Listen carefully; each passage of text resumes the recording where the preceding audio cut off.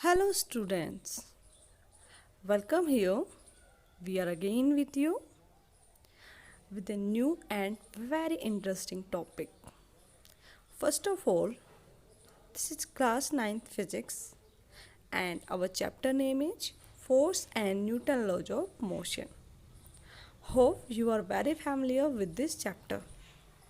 Okay? So, students, what we are doing today, हम कौन सा इतना इंटरेस्टिंग टॉपिक करने वाले हैं, let's we have to know. So here today we are discussing Newton third law of motion. आज हम डिस्कस करेंगे न्यूटन की थर्ड लॉ. ओके, इस लॉ के बारे में काफ़ी अच्छे से पढ़ेंगे, क्लियर, और इसकी थियोरेटिकली कंसेप्ट करेंगे, इसका प्रूफ करेंगे हम, और इस पे बेस्ड न्यूमेरिकल भी प्रैक्टिस करेंगे, क्लियर. प्लस में इसमें हमारी रियल लाइफ में न्यूटन थर्ड लॉ कहाँ यूज होती है, कैसे यूज होती है, हम ये वाले पॉइंट्स भी करेंगे. ओके, सो आज आपको ये लॉ काफ़ी अच्छे से क्लियर हो जाएगी और आपको कोई भी प्रॉब्लम नहीं रहेगी. उसके बाद हम डिस्कस करेंगे बेटा application of conservation of momentum. Okay, so देखिए मोमेंटम क्या होता है, इसका कंजर्वेशन ऑफ मोमेंटम का क्या मतलब है, ये टॉपिक्स मैं आपको ऑलरेडी करा चुकी हूँ. अगर आपको कोई कंफ्यूजन है तो दोबारा से आप प्लेलिस्ट पे जाके दोबारा से इन टॉपिक्स को कर सकते हैं. Okay, so conservation of momentum हम कर चुके हैं, इसका प्रूफ कर चुके हैं, और इस पे भी हम इसके बेस्ड न्यूमेरिकल भी हम प्रैक्टिस कर चुके हैं. ओके बेटा, सो आई होप आपको सारे टॉपिक्स जो हमने पहले किए हैं अच्छे से क्लियर हो गए हैं. ओके, तो आज आप अपनी नोटबुक पेन पेंसिल लेके आइएगा और चलिए हम इन क्वेश्चंस को भी साथ साथ प्रैक्टिस करेंगे और प्लस में न्यूटन थर्ड लॉ को भी बहुत अच्छे से करेंगे. तो चलिए स्टूडेंट्स स्टार्ट करते हैं. Let's have a start. According to Newton third law of motion, for every action, there is equal and opposite reaction. Clear? For every action, there is equal and opposite reaction. अब देखिए आप जब हमें बोला जाता है सिंपली कि there is equal and opposite reaction.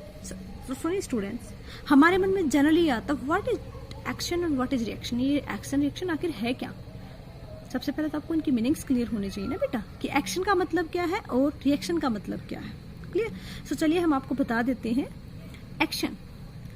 Action means क्या होता है, force exerted by one body on another body. देखिए ध्यान से सुनिए, force exerted by one body on other body. एक बॉडी जब दूसरी बॉडी पे फोर्स लगाती है तो उसे कहते हैं उसका एक्शन. क्लियर. अब देखिए रिएक्शन मीन्स है force exerted by second body on first body. देखिए हमने एक बॉडी पे फोर्स लगाया, उस सेकेंड बॉडी ने उस पर कितना फोर्स लगाया, वो होता है उसका रिएक्शन. तो आपको यहाँ से एक बात तो क्लियर हो गई कि दो अलग अलग बॉडीज पे फोर्स लगता है. For example I tell you simple, this is a one body, clear, and this is another body. Okay, हमारे पास दो बॉडीज है. अब देखिए इस बॉडी ने इस बॉडी पे फोर्स लगाया, देखिए ऐसे.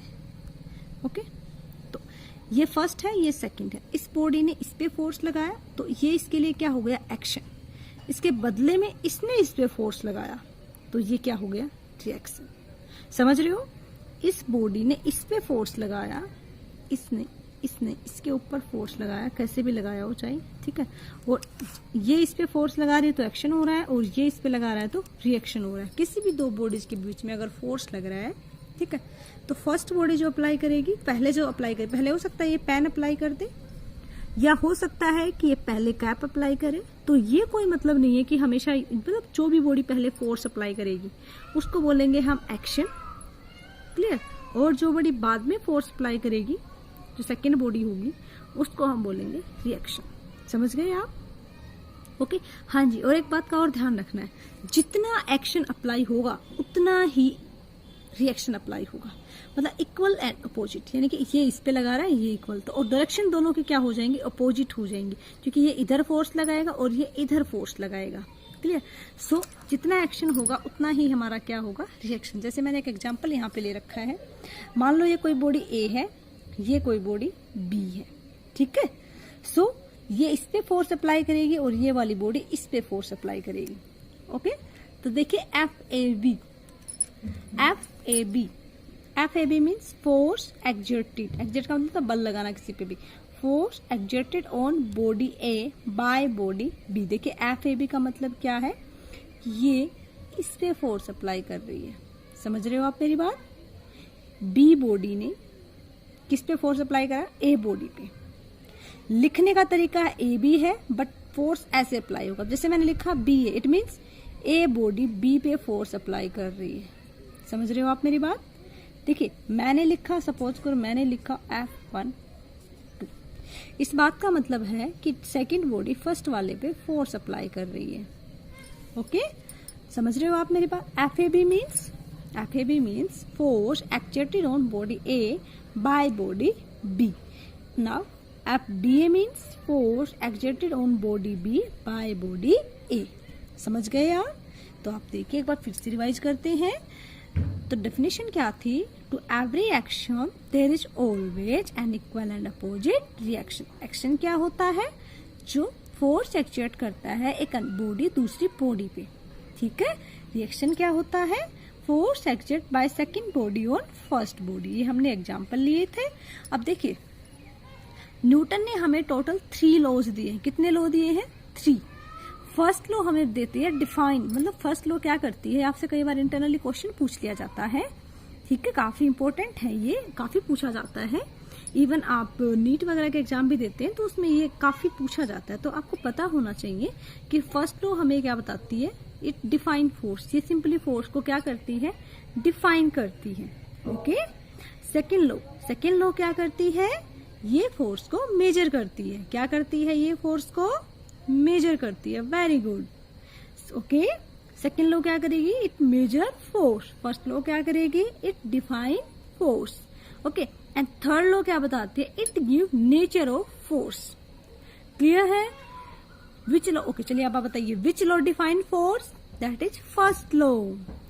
विच law measure force, this is second law. And which law give the nature of the force, this is third law. Clear हो गए सभी बच्चों को। Very good. चलिए अब आगे करते हैं हम इससे।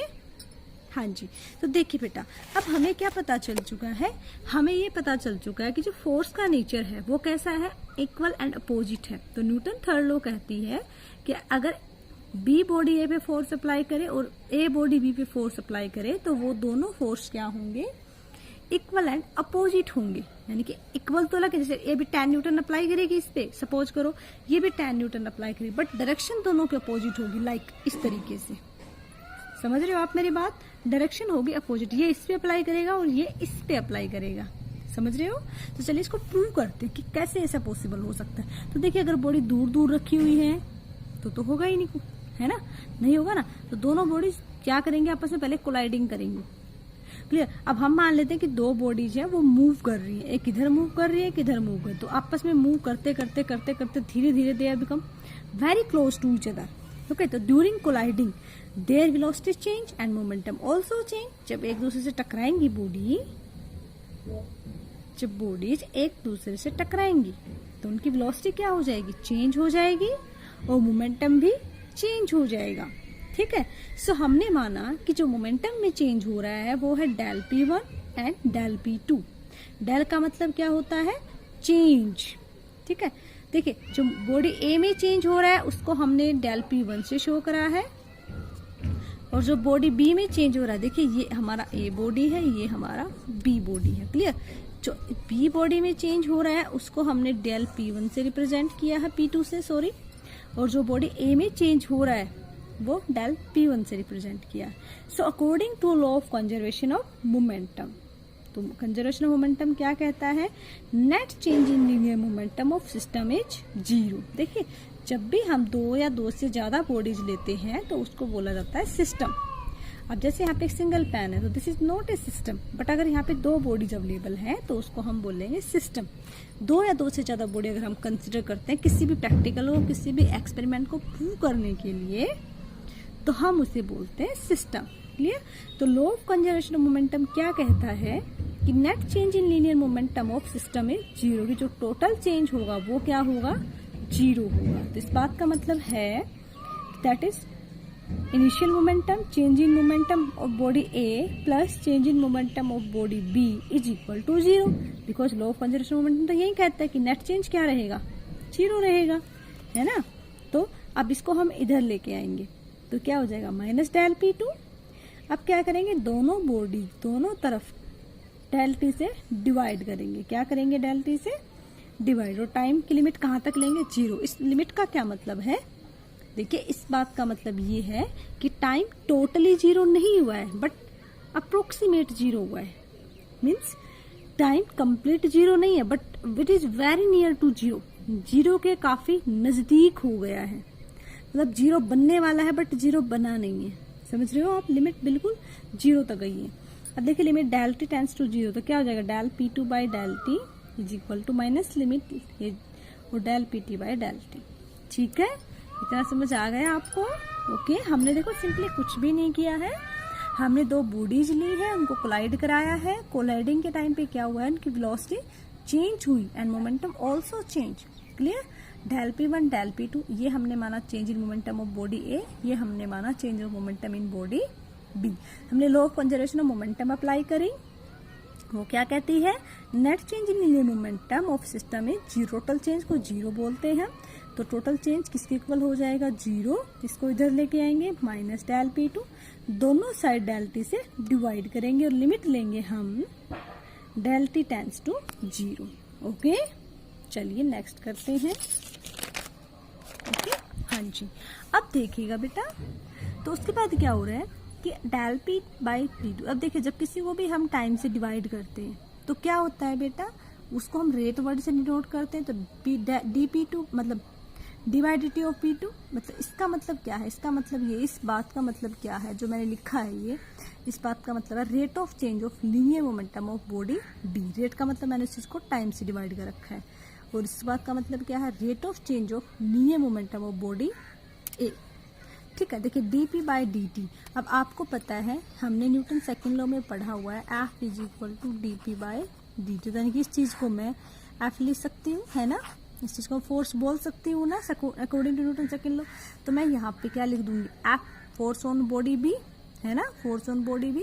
और इसको हम क्या लिख सकते हैं, फोर्स ऑन बॉडी ए, यानी कि F B A force on body B exerted by body A. और इसको क्या लिखेंगे, एफ बी ए, है ना। तो सॉरी ये एफ बी है तो इसको एफ ए बी लिखेंगे, force on body A. Clear?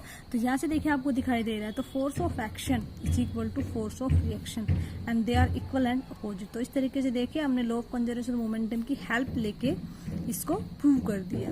Okay, कुछ इंपॉर्टेंट पॉइंट्स हैं न्यूटन थर्ड लॉ के बारे में, वो हम डिस्कस कर लेते हैं। हाँ जी, देखिए तो क्या कह रहा है, देखिए force always occur in pair. जो ये फोर्स होंगे हमेशा एक पेयर में काम करें, मतलब एक्शन वाला फोर्स है तो रिएक्शन वाला फोर्स भी होगा। क्लियर? मतलब ये पॉइंट्स आपको ध्यान रखने हैं बेटा, अगर एक्शन वाला फोर्स है तो रिएक्शन वाला है, मतलब पेयर में एग्जेक्ट करेंगे। Action is the cause and reaction is the effect. Action क्या है, कोज है, उसका रीजन है, और रिएक्शन क्या है, उसका अफेक्ट है। जैसे आप किसी को थप्पड़ मारोगे तो वो आपका एक कोज है, और बदले में वो आपको कितने मारता है, वो क्या एक अफेक्ट है। ठीक है, force act on different body so they never cancel each other. ये बड़ा इंपॉर्टेंट पॉइंट है। क्या पॉइंट है कि जो फोर्स लगेगा अलग अलग बॉडीज पे लगेगा और वो कभी भी एक दूसरे को क्या नहीं करते, कैंसिल नहीं करते। मतलब दो बॉडीज के बीच में लग रहा, दोनों बॉडी क्या है, डिफरेंट है। ओके ओके, अब देखिए force occur due to actual physical contact of two bodies. ठीक है, जो फोर्स होगा वो किसकी वजह से होगा, due to actual physical contact of two body. मतलब बॉडी रियल में एक दूसरे से क्या होंगे, अटैच होंगे। ऐसे नहीं कि जस्ट आप दूर से जैसे इनको अटैच करो, जैसे मैं पेन को इस बुक से अटैच कर रही हूँ तो आप दिखाई दे रहा है कि अटैच नहीं हुआ है इससे, तो मैंने इसको ऐसे अटैच किया तो रियल में अटैच हो रहा है। ठीक है, तो रियल में they are coming the contact. Okay, applicable on bodies either they are at rest or motion। ये लो हर एक बॉडी पे अप्लाई होती है, चाहे वो बॉडी रेस्ट में हो चाहे वो बॉडी मोशन में हो। उसके बाद है applicable on all type of force, सभी फोर्सेस पे अप्लाई होता है Newton third law. Gravitational force, electrical force, magnetic force, elastic force, चाहे कोई भी फोर्स हो, सब तरह के फोर्स पे ये अप्लाई होता है। तो देखिए हमने क्या क्या पॉइंट्स पढ़े। फोर्स ऑलवेज आकर in pair, action is cause, reaction is effect. Force different bodies पे लगता है इसलिए कभी एक दूसरे को कैंसिल नहीं करता। फोर्स एक्चुअल फिजिकल कांटेक्ट की वजह से होगा, ये अप्लीकेबल होगा चाहे बॉडी रेस्ट में हो चाहे बॉडी मोशन में हो। ठीक है, सभी तरह का फोर्स अप्लीकेबल है। ठीक है, सभी तरह के फोर्स पे अप्लाई होता है ये लो, न्यू ग्रेविटेशनल लो, इलेक्ट्रिकल लो, मैग्नेटिक लो, कोई भी हो सभी पे अप्लाई होता है। ठीक है बेटा, हाँ जी। चलिए अब इसकी एप्लीकेशन डिस्कस कर लेते हैं हम। फर्स्ट एप्लीकेशन है book is kept on A table. अगर कोई बुक है वो टेबल पे रखी है तो वो उस पर न्यूटन थर्ड लॉ अप्लाई होती है। देखिए कैसे होती है, जैसे कि मान लीजिए कोई टेबल है, जैसे यही है बुक है, इस पे पेन रखा हुआ है, तो ये क्या कर रहा है, ये पेन इस पे फोर्स अप्लाई कर रहा है और ये इस पे फोर्स अप्लाई कर रहा है, इसलिए बुक क्या है आराम से उस पे रखी हुई है। अब वॉकिंग हम जब चलते हैं तो ग्राउंड पे हम फोर्स अपना लगाते हैं और बदले में ग्राउंड हम पे अपना फोर्स अप्लाई करता है, तो वॉकिंग भी हम इसी वजह से कर पाते हैं। स्विमिंग में भी ऐसा ही होता है, हम आगे की तरफ मूव करते हैं, पानी को पीछे की तरफ धकेलते हैं, है ना, क्या करते हैं, पानी को पीछे की। देखिए ज़्यादा एक्सप्लेनेशन तो इनका आता नहीं है, बट आपको एप्लीकेशन पूछ ली जाती है कई बार, तो आपको एटलीस्ट ये एग्जाम्पल्स पता होने चाहिए। ठीक है, फिर है फायरिंग फ्रॉम द गन। जब गन से हम किसी भी चीज़ को फायर करते हैं, मतलब गन से गोली निकलती है, पीछे की तरफ भी हमें एक झटका लगता है, तो देयर इज एक्शन, गोली निकल गई, दिस इज एक्शन। पीछे जो बंदूक में जो झटका लगा हमें गन से, वो क्या हो गया, रिएक्शन हो गया। Flight of jet plane and rockets, जो अपने जेट प्लेन्स हैं, जो रॉकेट्स हैं, मूव करते हैं, ठीक है, वो भी किसके ऊपर डिपेंड करते हैं हमारे, वो भी डिपेंड करते हैं न्यूटन थर्ड लॉ। क्योंकि देखिए जो रॉकेट होता है आगे की तरफ मूव करता है, जो पीछे की तरफ वो गैस निकलती रहती है ना तो ये हमारा हो गया न्यूटन थर्ड लॉ पे बेस। उसके बाद है रिबाउंडिंग ऑफ रबर बॉल। जो रबर बॉल है वो हमारी क्या होती है, रिबाउंड हो जाती है दोबारा से, है ना। रबर बॉल है, आप उसको ऐसे करोगे, पंच अप करोगे तो ऐसे दोबारा से मतलब क्या हो जाएगा, अपनी शेप को रिगेन कर लेती है। कोई चीज़ है किसी पे जाकर टकराएगी, टकरा के वापस आ जाती है ना। जैसे दीवार पे आप किसी बॉल को फेंकते हो, रबड़ की बॉल को, जैसे आपने यहीं पे किसी बॉल को फेंका तो टकरा के वापस आ जाती है। ठीक है, फिर है difficult to walk on a sand या आइस। आइस पे और सैंड पे चलना काफ़ी टफ होता है, बिकॉज जो सैंड है हमारा, वो रेत है, वो इतना ज़्यादा हमारे ऊपर फ्रिक्शन फोर्स अप्लाई कर देता है बेटा कि हम उस पर मूव ही नहीं कर पाते हैं। ठीक है, क्लियर। और आइस क्या होता है, इतना लेस फ्रिक्शन होता है कि इस पे मूव करना वैसे मुश्किल हो जाता है। तो जब दोनों तरफ से equal and opposite force move करेगा, लगेगा, तभी तो आप उस बॉडी पे मूव कर पाओगे ना, इसीलिए सैंड और आइस पे चलना मुश्किल हो जाता है। ठीक है, उसके बाद है driving A nail into A wooden block without holding the block is difficult. कि किसी भी जैसे नेल होता है, कोई कील, जब आप किसी कील को ऐसे वुडन ब्लॉक में ऐसे ठोकते हो, लगाते हो, ठीक है, विदाउट होल्डिंग, उसको पकड़े बिना, अगर आप उसको नेल को पकड़ोगे नहीं ना इस तरीके से, जैसे मैं इसको नेल को पकड़ के फिर ऊपर से इसके ऊपर हथौड़ा लगाऊं, तो बिना पकड़े अगर आप उसको लगाओगे ना तो फोर्स क्या लगेगा, इधर उधर लगेगा, इक्वली नहीं लग पाएगा, इसलिए वो उससे प्रॉपर लग नहीं पाएगा। इसलिए हम क्या करते हैं, जब भी कोई कील वगैरह दीवार में ठोकते हैं ना, तो हम हमेशा उसको पकड़ के फिर करते हैं। ठीक है बेटा, ओके, आपको समझ आ गया अच्छे से सारा। ये इसके एप्लीकेशंस थे, मैं दोबारा से आपको शो कर देती हूँ। सो ये इसके applications. Hello students, so now we are discussing application of conservation of momentum. Okay, so this is your first application beta, that is recoiling of a gun. Okay, so what do you mean by recoiling of a gun? So if I am saying, suppose this is a gun, okay, this is a gun, हाँ जी। सो देखिए क्या होता है, यहाँ से क्या होता है, एक बुलेट निकलती है, गोली निकलती है। ओके, सो देखिए जब बुलेट निकलती है तो सपोज करो वो v1 वेलोसिटी के साथ निकल रही है, तो यहाँ पे आपको पता है कि वो, तो जहाँ से हम दबाते हैं उसको, तो पीछे की तरफ एक जर्क लगता है, ठीक है, ये क्या है हमारी गन। तो पीछे की तरफ हम सपोज कर रहे हैं कि V2 वेलोसिटी के साथ झटका लगता है। देखिए क्या होता है, when a bullet is fired from the gun, okay, the gun recoil, recoil means moves in a direction opposite to the direction of the motion of the blade. देखो रिकॉइल का बेसिकली मतलब ये है कि जब गोली इधर जाती है, ठीक है, तो जो गन है ना, देखिए जब बुलेट इधर जाएगी तो जो गन है ना वो पीछे की तरफ रिकॉइल होगी, यानी कि वो पीछे की तरफ मूव करेगी। जब गोली इधर जाएगी, गोली इधर जाएगी तो गन पीछे की तरफ जाएगी। This is called recoiling of gun. Clear? अब आपको समझ आया कि जब आगे की तरफ बुलेट निकलती है, गोली निकलती है, तो पीछे की तरफ गन मूव करती है, उसी को बोलते हैं recoiling of gun. That is you can say the movement of when the gun recoil, that is move in a direction opposite to the direction of the motion of the blade. Okay, the recoil velocity of gun can be calculated. हम जो recoil velocity है gun की उसको हम calculate कर सकते हैं from the conservation of linear momentum. तो हम मानते हैं, चलिए इसको साथ साथ सोल्व कर लेते हैं। कई बार पूछ लिया जाता है, ये कंसेप्ट आपका काफी इंपॉर्टेंट है। मैंने माना सपोज M1, ठीक है, M1 मैंने माना मास ऑफ बुलेट, आप इसको MB से भी लिख सकते हो, mass of bullet. Clear? mg मैंने माना मास ऑफ गन। ओके, ठीक है। अब ऐसे ही हम वेलोसिटी मान लेते हैं, जैसे मैंने इसको V1 माना, हम इसको VB बोल देते हैं, क्लियरेंस अच्छा हो जाएगा। इसको हम VG बोल देते हैं। This the velocity of gun, this is the velocity of bullet. Okay, अब देखिए बिफोर फायरिंग, जब फायरिंग नहीं हुआ है, okay, before firing, before firing, जब फायरिंग नहीं हुई है, gun and bullet both are rest. Gun भी और बुलेट भी दोनों किस में है? रेस्ट में है। दोनों किस में है?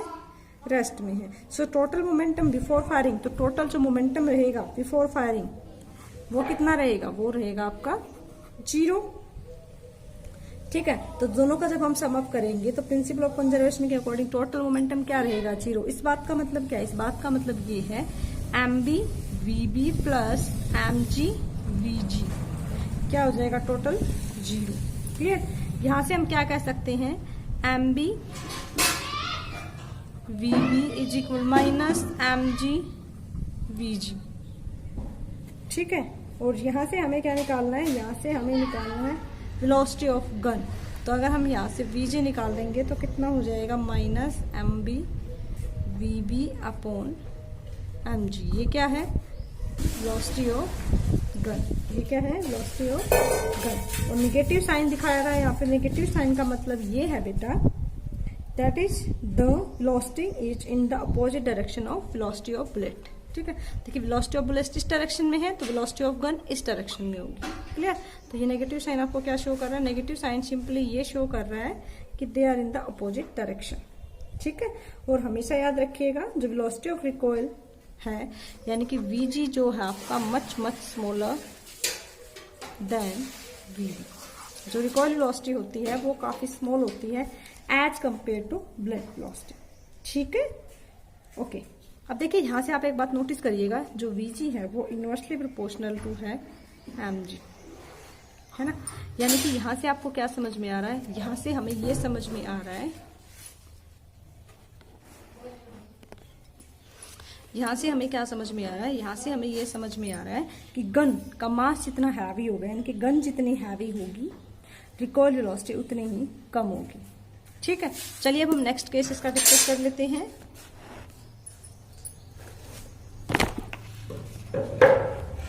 हाँ जी, ये देखिए इसका नेक्स्ट केस, नेक्स्ट एप्लीकेशन क्या है? While firing the gun must be held tightly to the shoulder. कि जब हम फायरिंग करते हैं तो गन को हमें क्या करना है? टाइटली होल्ड अप करना है। आपको सिंपली क्या करना है? पेपर में जब आएंगे तो आपको सिंपली इनके एप्लीकेशंस लिखने, इनके नेम लिखने की कहाँ कहाँ यूज होता है। कई बार क्या होता है इनकी एक्सप्लेनेशन पूछ ली जाती है, तो इसलिए मैं आपको साथ साथ डिस्कस कर रही हूँ। ओके, सो ये किससे, मतलब हम किसी को जब गोली मारते हैं तो हम अपने उसको टाइटली हेल्ड अप करते, टाइटली पकड़ते हैं। क्यों? This would save hurting the shoulder when the gun is held tight. अगर आप गन को टाइटली पकड़ोगे तो इससे क्या होगा? आपके शोल्डर्स मतलब सेफ रहेंगे और जो शूटर है उसकी बॉडी, ठीक है, और जो गन है वो भी एक बॉडी की तरह बिहेव करता है। तो टोटल मूवमेंट मास क्या हो जाता है? लार्ज हो जाता है। तो रिकॉइल वेलोसिटी को हमें क्या करना होता है? कम करना होता है, इसलिए हम अपने क्या करते हैं, इनको शोल्डर्स को टाइटली होल्ड अप करके रखते हैं। ठीक है, चलिए इसके बाद हम डिस्कस करते हैं एक्सप्लोजन ऑफ बॉम। सो कोई भी बॉम है जो वर्टिकली, मतलब आपको पता है वर्टिकली, जैसे को मान लो कोई प्लेन है, यहाँ से आप ऐसे बम को नीचे गिराओगे तो इससे क्या होगा, इट्स हॉरिजॉन्टल वेलोसिटी इज 0, तो जिसकी हॉरिजॉन्टल वेलोसिटी है वो क्या हो जाएगी 0, क्योंकि प्रोजेक्टाइल मोशन बनेगा ना आपका। ठीक है, तो हॉरिजॉन्टल वेलोसिटी क्या हो जाएगी आपकी 0 हो जाएगी। क्लियर। और bomb explode, its pieces are scattered in different direction. Bomb explode होगा तो उसके पीसेज क्या होंगे, डिफरेंट डिफरेंट डायरेक्शन में स्कैटर्ड हो जाएंगे, और जो वेक्टर सम होगा टोटल वो क्या हो जाएगा 0। ठीक है, ओके। अब देखिए next, when a man jump out of A boat, जब कोई आदमी है बोट से बाहर जंप करता है तो देखिए the boat is push slightly, जैसे कि मान लो ये बोट है और यहाँ से कोई मैन इधर जंप कर रहा है, तो जब ऐसा होता है तो क्या होता है बेटा, सो उस टाइम पे क्या होगा, when the boat is push slight, तो बोट पीछे की तरफ धकेली जाएगी और आदमी आगे की तरफ जंप करेगा, है ना। तो लीनियर मोमेंटम क्या हो रहेगा, इक्वल एंड अपोजिट हो जाएगा, दैट इज टोटल सम क्या हो जाएगा, दोनों का 0 हो जाएगा। ठीक है, उसके बाद अब person lift on A frictional surface, मतलब अगर आप किसी बंदे को फ्रिक्शनलेस सरफेस पे छोड़ दोगे तो क्या होगा, तो जो क्या हो जाएगा इससे, the blowing air out of his mouth, throwing some object in direction opposite to the direction that wants to be move. ठीक है, मतलब कि अगर आप किसी पर्सन को फ्रिक्शनलेस सरफेस पे छोड़ दोगे तो ही get away from its blowing air out of its mouth. ठीक है, तो वो क्या हो जाएगा, वो दूर हो जाएगा, गिर जाएगा। ठीक है, सो इसकी कुछ एप्लीकेशंस थी बेटा, होप आपको सारी अच्छे से समझ में आई होंगी। आगे हम न्यूटन सेकंड लॉ के बारे में अच्छे से डिस्कस करेंगे। ओके, तो चलिए, thank you so much students.